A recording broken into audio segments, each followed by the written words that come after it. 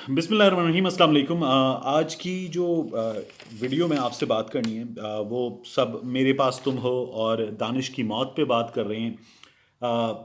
Transparency international report पे बात कर रहे हैं। वज़ीर आज़म इमरान खान ने जो अदालत उज़्मा से रुजू कर लिया उस पर बात कर रहे हैं। लेकिन मैंने कोशिश की एक मामला जो बहुत अहम था, जिस पर बात नहीं हो रही, जिस पर मीडिया कवरेज भी उस तरह से नहीं हो रही जिस तरह से ये मीडिया कवरेज होने का हक है। मामला बड़ा सीरियस था और हम सब लफाजी के चक्कर में, हमदर्दी जताने के चक्कर में, सोसाइटी ऐसी है कि ख़वातीन से हमदर्दी के चक्कर में हम फौरी तौर पर जंप करते हैं और हम मर्द को अपनी फितरत की बिना पर फौरी तौर पर जालिम डिक्लेयर करके, दरिंदा डिक्लेयर करके, जुनूनी वहशी डिक्लेयर करके हम उसे ना सिर्फ ये कि मौरिद इल्ज़ाम ठहराते हैं बल्कि मुजरिम भी हम ठहरा देते हैं।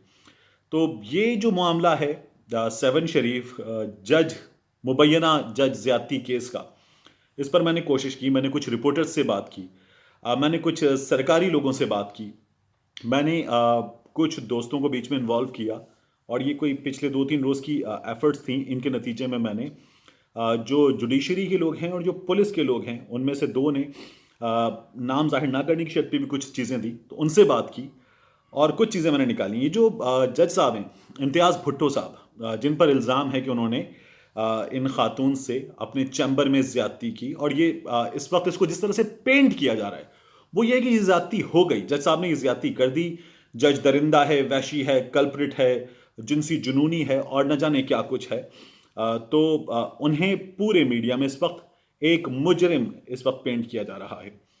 अब जो मैंने चीज़ें चेक की हैं, ये इन्वेस्टिगेट होना चाहिए, हक़ाइक़ सामने आने चाहिए और जो गुनाहगार है उसे सज़ा मिलनी चाहिए, जो बेगुनाह है उसकी बेगुनाही साबित होनी चाहिए। लेकिन जो चीज़ें मैंने चेक की हैं, और this is yet to be decided, लेकिन इम्तियाज़ भुट्टो साहब एक बहुत अच्छी शोहरत के हामिल जज हैं।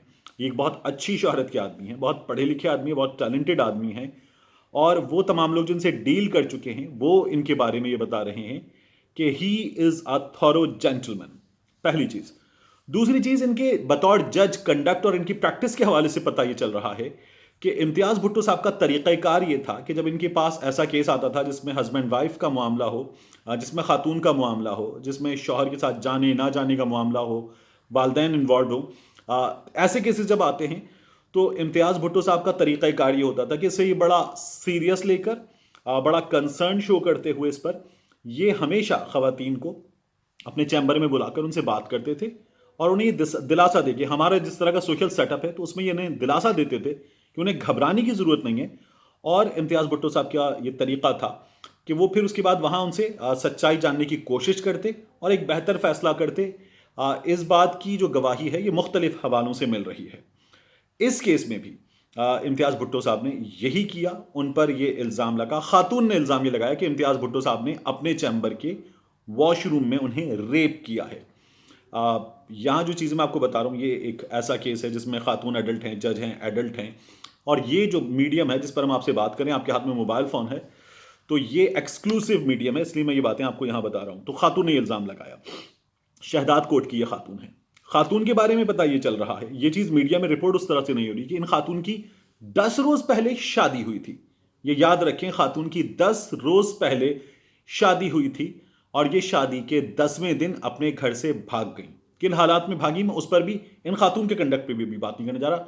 वाकई के वो पॉइंट्स जो मीडिया में मिसिंग है, जिन्हें मैंने ढूंढने की, जानने की कोशिश की, वो मैं आपको बता रहा हूं। तो खातून 10वें रोज़ जो है वो अपने घर से भाग गई और उसके बाद जो है ये मामला, फिर उसके बाद पुलिस इनको लेकर पहुंची। ये जो चीज़ है, ये शादी, जज साहब ने इनको बुलाया, खातून ने इल्ज़ाम ये लगाया कि जज ने मुझे ये कहा कि अगर मुझे मेरे इस मज़मूम मकसद पर अमल करने दोगी तो फिर मैं तुम्हें जो है वो जाने दूंगा तुम्हारे इस शौहर के साथ, जिसके साथ तुम इस वक्त हो। और खातून ये कहती हैं कि मैं मजबूर थी और मैंने जज साहब को उनके उस मज़मूम मकसद पर अमल करने दिया। जो अब तक की इन्वेस्टिगेशंस में चीज़ें सामने आ रही हैं, अभी कुछ चीज़ें बाकी हैं। रेप इस केस में साबित नहीं हो रहा है और इसमें एक बहुत अहम नुक्ता जो और नज़रअंदाज हो रहा है। पहला ये खातून का नुक्ता कि ये 10 रोज़ पहले इनकी शादी हुई थी और उसके बाद ये उस घर से भाग गई। दूसरा नुक्ता, जो एसएचओ हैं सहवन में तैनात जज साहब ने, उनके खिलाफ अब जो इसमें ये कहा जा रहा है कि जज साहब को फंसाया गया। जज साहब ने एक छापा मारा था, हद से बेजा में कुछ लोग रखे गए थे, उन लोगों को जज साहब ने छुड़वाया और इसकी जो रिपोर्ट है वो फिर आगे गई और ये मुअत्तल हो गए थे। अब ये एसएचओ हैं इस केस में।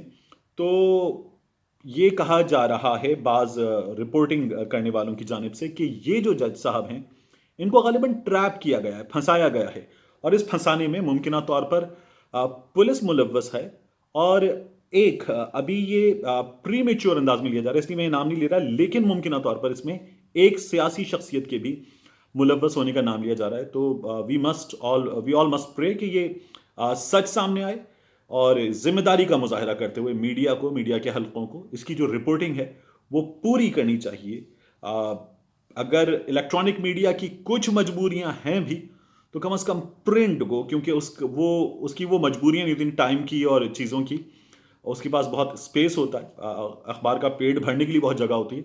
तो उसे इस केस को पूरी तरह से इन्वेस्टिगेट करके तमाम हकाइक के साथ, वेब पे तमाम हकाइक के साथ आना चाहिए। तो जो चीज़ें मुझे पता चली हैं और बड़े क्रेडिबल सोर्सेज से पता चली हैं वो मैंने आपके साथ शेयर की हैं।